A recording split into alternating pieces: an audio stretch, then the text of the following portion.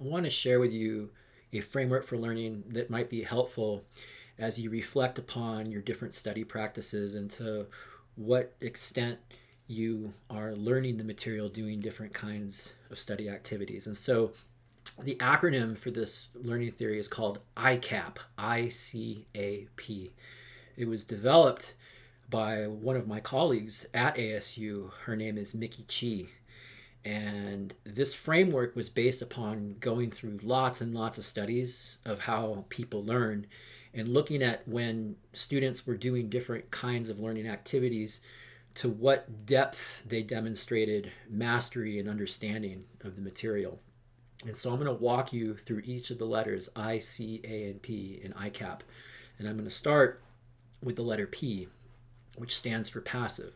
So what I'm going to do is I'm going to take a example activity that you might do when trying to learn physics, and I'm going to show you how you can do it in 4 different ways corresponding to each of the 4 ICAP letters that, based on the ICAP framework and based upon the literature behind it, you would, in doing it in those different ways, process it in deeper and deeper ways. And so the most shallow way is the P. And so let's pick an activity. Let's say that you find a video of somebody else showing you how to solve a certain kind of physics problem.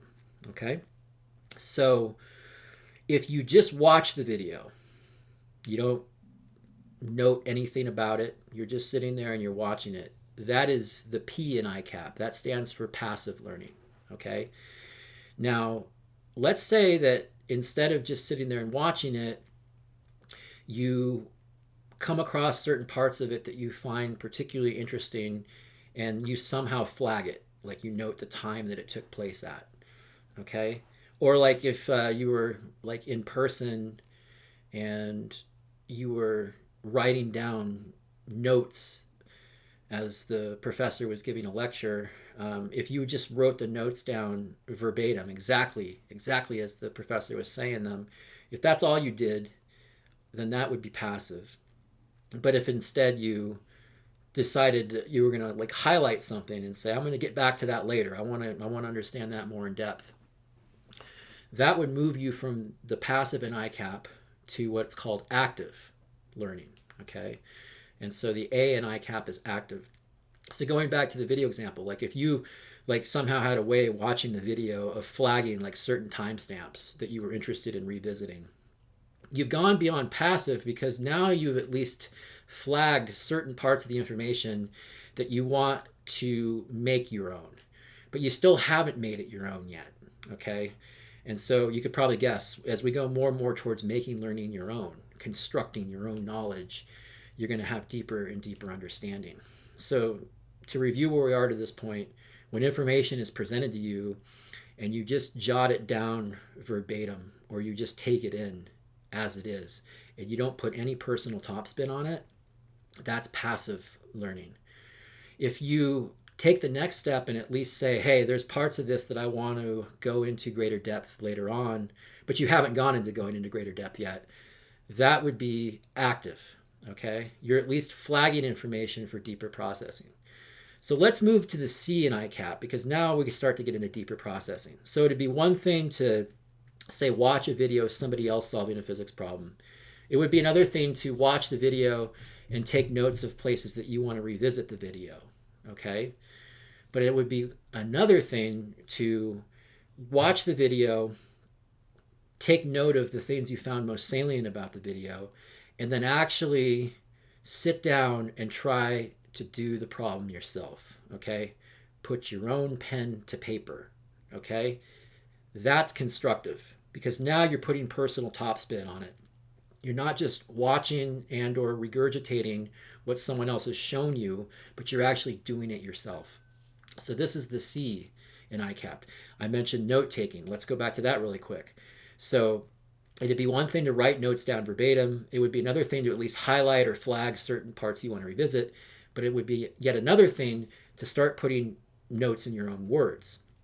So like when I teach physics in person, while I do give the students my lecture notes at the end of the week, I don't give it to them until the end of the week because I believe that there is an added value that they actually have to take the lecture and put it in their own words. They have to construct the knowledge for themselves and not just write down the way that I see things or the way that I explain things, but to try to start to explain it to themselves in their own words. So what I'll do in person is I will have breaks during class where the students can share the lecture notes that they've written down with each other. And then, of course, I will give them the notes at the end of the week. But a lot of times it might seem like if you give the students the notes up front, it's doing them a service. But in some ways, it's doing them a disservice because if you have all the notes already sitting there, you're kind of lured into this false sense of complacency that, yeah, okay, that makes sense, that makes sense. And you're not as apt to try to put things in your own words. So you're more likely to be either passive or active than you are, say, constructive. So when you put things in your own words, when you actually try to solve the problems yourself and not just watch someone else solve them, now you're starting to be the C in ICAP, constructive. But there's one additional layer of depth, and that comes from the I in ICAP, which stands for interactive. So it's one thing for an individual learner to construct their own knowledge. It's another thing for them to co-construct knowledge with other learners.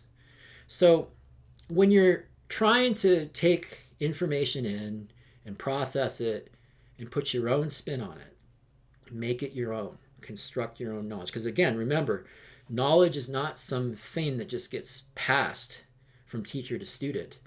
Rather, teachers present students with information, but it's on the student to take that information and to take their sensory experience in the world and integrate that with their past experiences, what makes them uniquely who they are, right? The thought processes and experiences they've had in the past play a role in how that information gets paid attention to, right? You can imagine people with different experiences and background knowledge might pay attention to the same sensory information in different ways.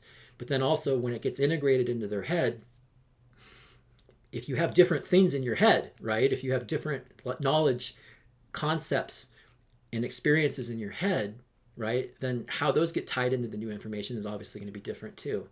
So that's construction, right, of knowledge.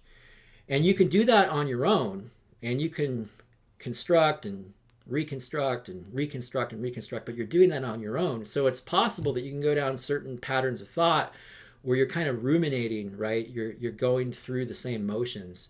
You're thinking about the same things over and over again. When you do this with somebody else who also has their own constructions, it's possible that the interaction can yield a greater, so imagine like if you had an individual constructor here and an individual constructor here, the co-construction when you bring it together might be greater than the sum of the individual constructions by themselves. So in other words, you might be able to go into depth thinking in a way that you think, but you might interact with somebody else that might say things in a certain way or might point you towards something that you didn't pay attention to before that can open up a whole new realm of learning possibilities for you that you wouldn't have been able to arrive at yourself no matter how many times you tried to construct and reconstruct on your own. This is the power of interaction between learners. And this is part of why this class has opportunities built into it for interaction, because solitary learning can be helpful, of course. You can absolutely construct knowledge on your own, but it's possible with interaction of others that you might be able to come across ways of thinking about things that you might not have been able to come across if you had just been on your own the entire time. And one other thing about interaction is that when you are sharing your constructions with other people's constructions being shared with you, not only might you come across something new that you wouldn't have thought of yourself, but it gives you an opportunity to sharpen how you articulate your own thinking. When you have to explain your thinking to someone else, it's an opportunity to really sharpen the way that you express yourself.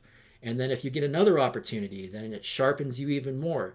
And you get more opportunities to sharpen when you have to share with others, because when you're left to your own devices, so for instance, let's say you're writing a paper, you're writing to an imaginary audience, and so because it makes sense to you in your own head, you tend to think that it probably is going to make sense to everybody else maybe more than it really would. But when you actually have an audience, when you have an interaction and a back and forth, then if they kind of like look at you funny, like, what are you talking about? Or like, actually, I don't really understand that part of it. What they're doing is they're pushing back a little bit. And when they push back a little bit, it gives you another opportunity to articulate yourself with greater sharpness. So these back and forth gives you more and more cycles of articulation, which allow you to have sharper and sharper understanding of your ideas. So this is the power of interaction. There is a time and a place for learning on your own and putting your own top spin on things, i.e. constructing your own knowledge. But there's an added value to also have opportunities to co-construct knowledge with fellow learners. And that's why interactive activities are built into this course. So to finish up with our original example of watching a video, if you just watch the video and do nothing else, that's the P in ICAP, that's passive. If you, at least when you're watching the video, take note of places that you want to go back and revisit the video, now you're flagging this information as potentially something that you're going to make your own later on. That is going to be the A in ICAP. That's active learning. If you go beyond watching the video and noting the places you find most interesting and actually put the pen to paper and start solving a problem yourself, now you're constructing your own knowledge of how to navigate that problem. That's the C in ICAP. Now, what about the I in ICAP? How does that apply to the video? Well, this would be you working on problems with other people as well.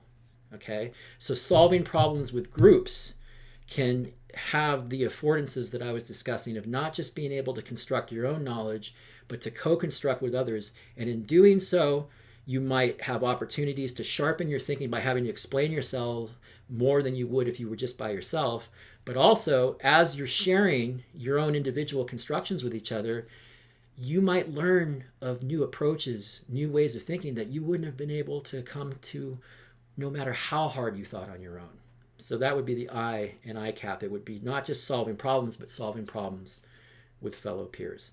So hopefully this ICAP framework for learning can allow you to reflect on when you're doing certain study activities, how those particular activities might yield deeper and deeper learning. And by the way, it's not just like everything should be interactive, right? There's different flavors, and it's also based upon different resources that we have. Like, for instance, time is a resource. Like, how much time we have is going to play a role in to what extent we can do these different things. But I hope that it's clear that when it comes to a particular task, there are different ways in which you can approach it, and those different approaches can yield deeper forms of learning. So one last time, ICAP, it's a framework for learning. It's got 4 flavors, I, C, A, and P. The P stands for passive, which means that you're just looking at information, but nothing more. Active means that you're looking for information and you're flagging it for potential future processing. Constructive means that you're taking that information and you're actually making it your own. You're putting your own personal topspin on it. Okay, you're constructing knowledge, not just regurgitating what you've been shown. And interactive is where you have a bunch of individual constructors of knowledge coming together and co-constructing. And when you co-construct, you have the possibility of having a whole that is greater than the sum of the individual constructions.